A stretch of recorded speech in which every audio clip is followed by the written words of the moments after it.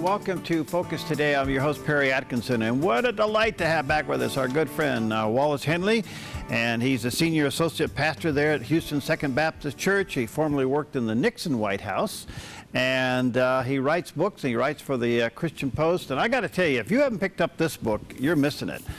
God and Churchill, and he co-authored this with Jonathan Sandy, and I got to tell you, who is the great-grandson of Sir Winston Churchill. There's a picture of it there on the screen. Pick it up. It's put out by Tyndale. And what a terrific read, and what an encouragement, too, as well. So, hey, Wallace, good to see you. I got to tell you, I run into people all over the area that say, thank you for recommending God and Churchill. They're loving it, man. Hey, buddy, thank you, and thank them. I appreciate that. Yeah, it's just terrific book. Well, so much to talk to you about. Did you see the debate with the Republicans? I did not see the debate, but I did read very extensively on it after it happened. I was engaged in somewhere else, and I couldn't watch it. You see the Democratic one. Haven't seen that one either. Well, no wonder you're happy and smiling. I have to be honest with you. I prefer to read rather than watch, because I contemplate, I think. I can't do that when I'm simply watching. Good. I appreciate that. That's why you have a smile on your face. Well, anyway, it seems that it's gone from sparring between Cruz and Trump to just all out going for the jugular. Is this dangerous for both of them? Well, it's dangerous in a sense for both of them. I think it's more dangerous for Trump. I think Trump is beginning to show his true side, if you will. He's been very guarded for Donald Trump anyway, in what he said about Cruz so far.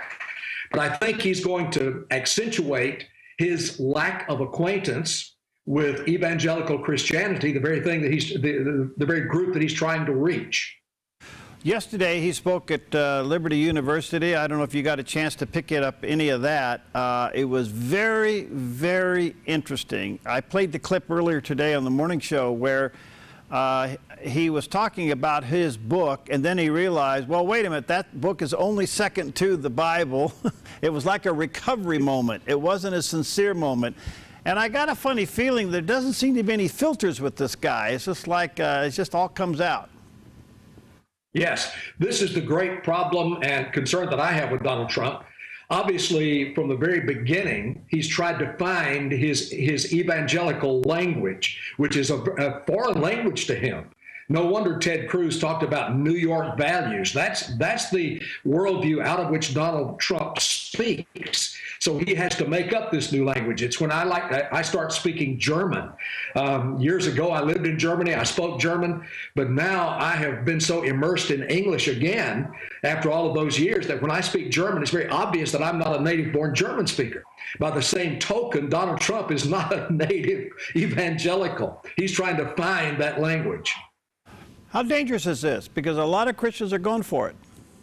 A lot of Christians are going for it because he's saying it like it is. That's the attitude that people have. But the problem is, if you take that into the presidency, then you demonstrate a lack of that second or third tier of judgment that has to underlie everything the president does, everything that he says.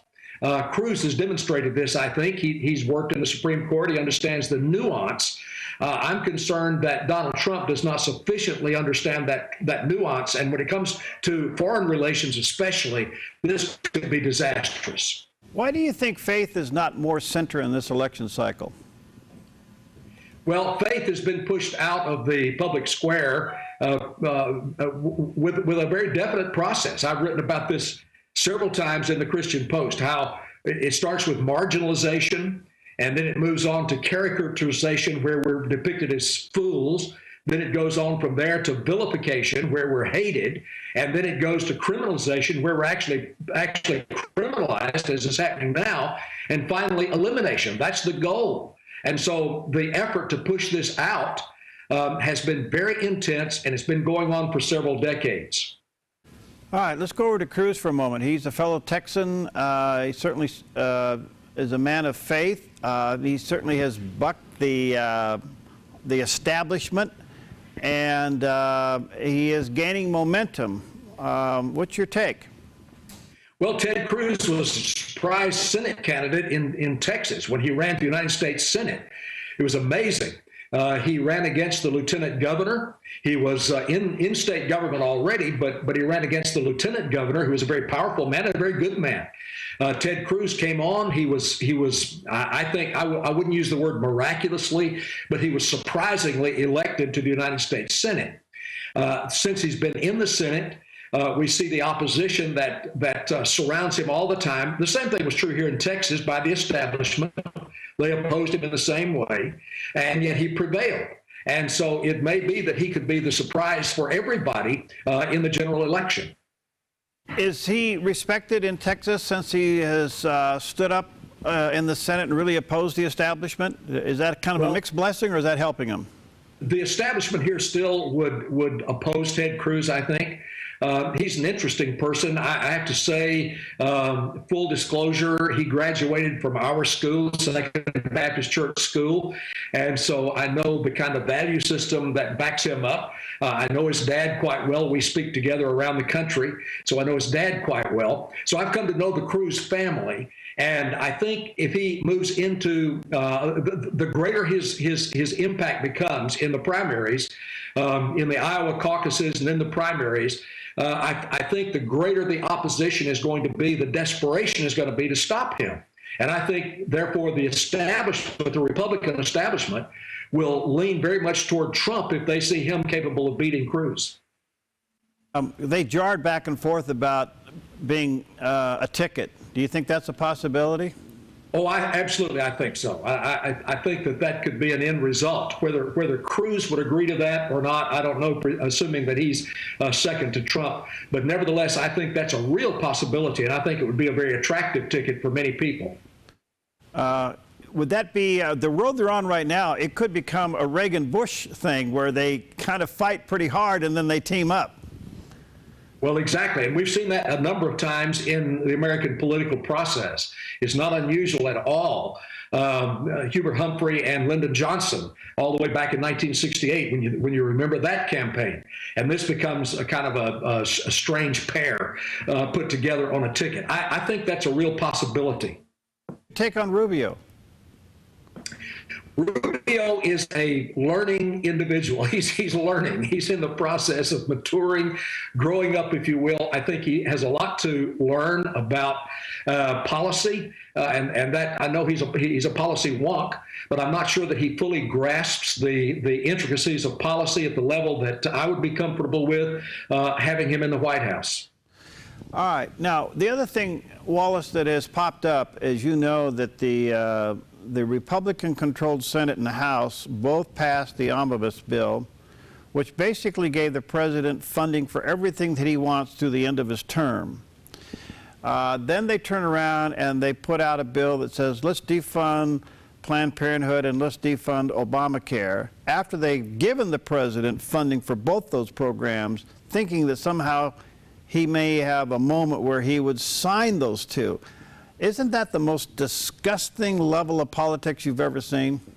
It really is. And what it exposes, Perry, is the fact that both houses of Congress, amazingly, even though they're in the majority, they're still operating on the basis of fear. They fear the administration. They fear the president. And here's what they fear, that if they vote against an omnibus bill, then the administration will accuse them of shutting down the government. They're afraid of that accusation. And it's time for them to stand up against that and say, we're going to call your bluff, and we're going to show some courage here. It's too late to come back after you've passed this omnibus bill and you've in essence authorized that money and that expenditure. It's too late to come back and say, oh, by the way, these we're not going to authorize. So consequently, we have not only a fear-driven situation, but we have a kind of a tragicomic outcome. Wow. All right, let me take a quick break here. Wallace Henley is with us. By the way, he writes for the Christian Post. You can take a look at that. You need to get a copy of this book, God in Churchill. And the other book, in fact, quite honestly, Wallace, it's on my nightstand and I'm rereading Globequake. I just think... Did you put it to sleep? Well, no. No, it's just, you nail it. You just nail it in that book. Anyway, we'll be right back with Wallace Henley.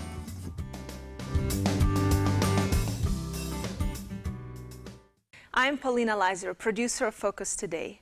Thank you for watching this video, and make sure to check our other videos at theDove.us.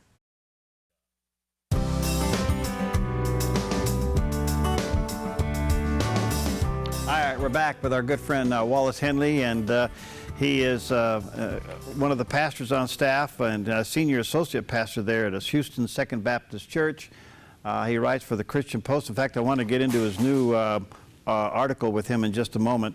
And also, he's written several books, and the latest one is God in Churchill. I just can't say enough about this book. And folks who have picked it up at the stores, and I run into them, they thank me for recommending it. So get a copy of God in Churchill. It's a terrific book. And then the one that I'm rereading as I go through it is a book I think that puts the whole issue of where we are today in the world into perspective. Is his book called Globequake, so you may want to check that out. Wallace, let me give you a little something that was sent to me the other day that kind of maybe gives us an insight of where the electorate is in America. You come home from vacation and your basement is full of rats and they have eaten everything, your clothing, your furniture down there, your food, and you open the door and they're running around. So you go to the phone book and you call for an exterminator. You don't care how many times he's been married. You don't care if he's a homophobe. You don't care about what religion he is. You don't care what race he is, where he was born, whether it was in the United States or not, or whether he's for or against abortion. You just want the rats gone. Does that sum it up?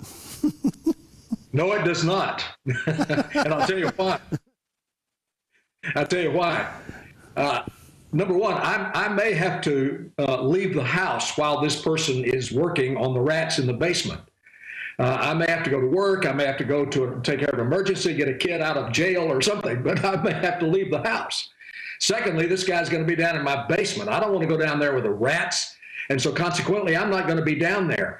I've got to be able to trust the guy that comes into my house. I'm giving him access to my home, to my property. Yeah, he's going to get rid of the rats, but what else is he going to take while he's down there? That's pretty well That's said. not enough. Character has to come into play here.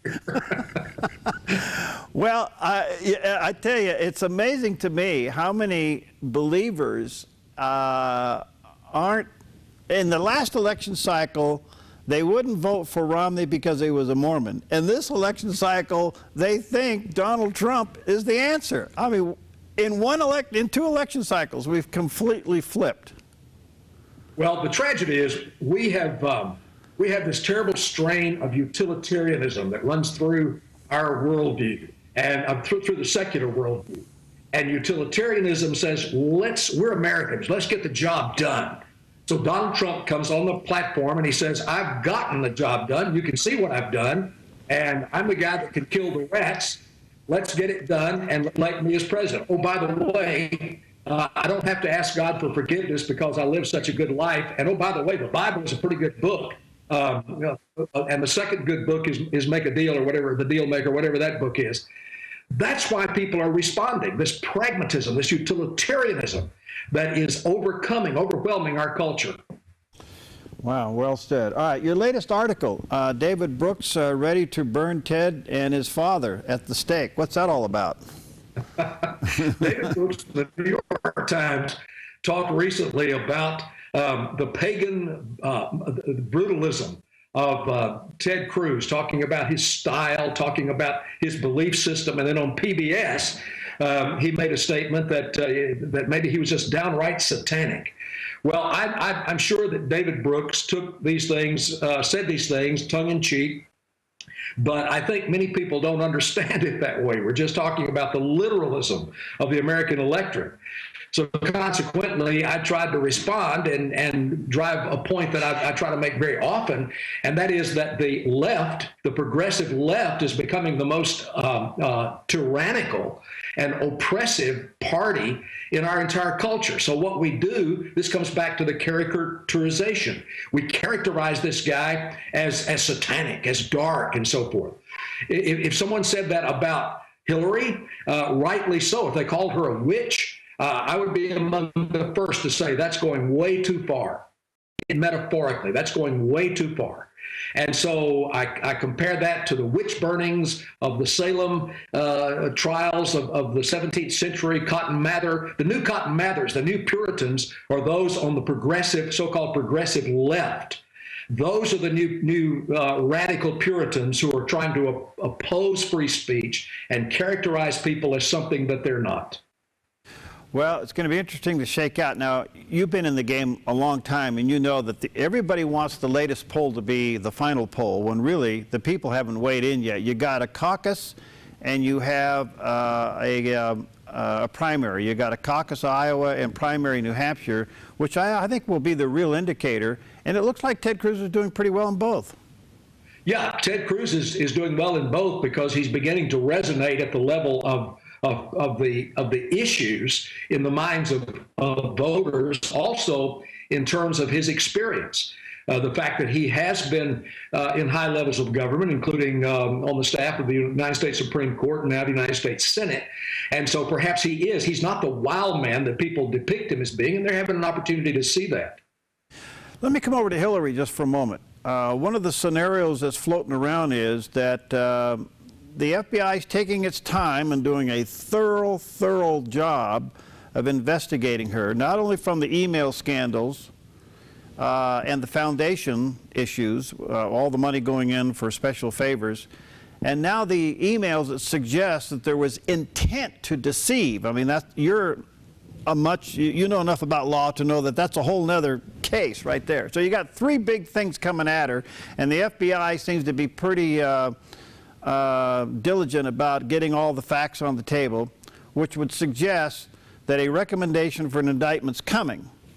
And it could come with, some are saying 60, 90 days. Let's say it happens. And the DOJ, the Department of Justice, cannot ignore the evidence, and they go with the indictment. The president steps up and says, look, the country can't go through this. We almost have a Nixon Ford situation. Ford pardons Nixon, Obama pardons Hillary, and that opens the door for Joe to come back in. You think that's a possibility? I certainly think that's a possibility. It's happened on that lesser scale previously, as you pointed out, in the Nixon era. I think that the possibility would be if the FBI sets the timing of any indictment that may come tied to what some would perceive as a political schedule, then I think this would be disastrous. It would be disastrous for Republicans. I think it would put Hillary in a place of looking like a person who's simply being pursued for the sake of political expediency, perhaps by Obama, perhaps by Biden. And I think people would sniff a conspiracy there. So whatever happens, it needs to happen quickly so that Hillary can fairly deal with it, the nation can understand it, and we can get on with the matter. Yeah, that's why some are saying probably in the next 60 days or so. All right, yesterday, getting back to Trump just for a moment, he was over there at Liberty University, and I want to play a clip here from yesterday of Jerry Falwell Jr. and see, I want to get your response, but here's Jerry Falwell Jr. with Trump yesterday at Liberty University. I've seen firsthand that his staff loves him and is loyal to him because of his servant leadership.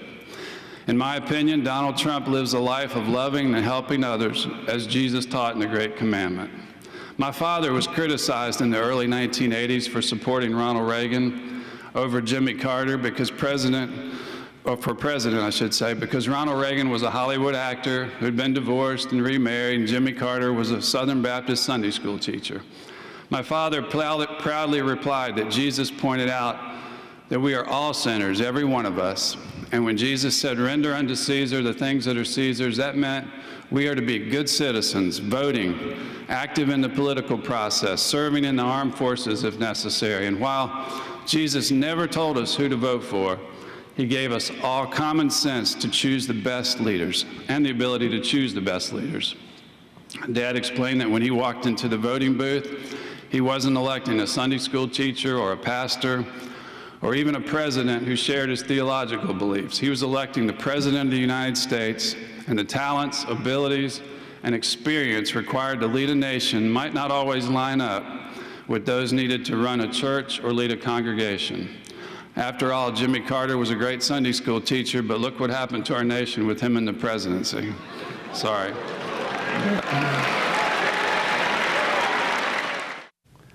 All right, so basically what comes out of this is Jerry Falwell Jr. endorsing Trump.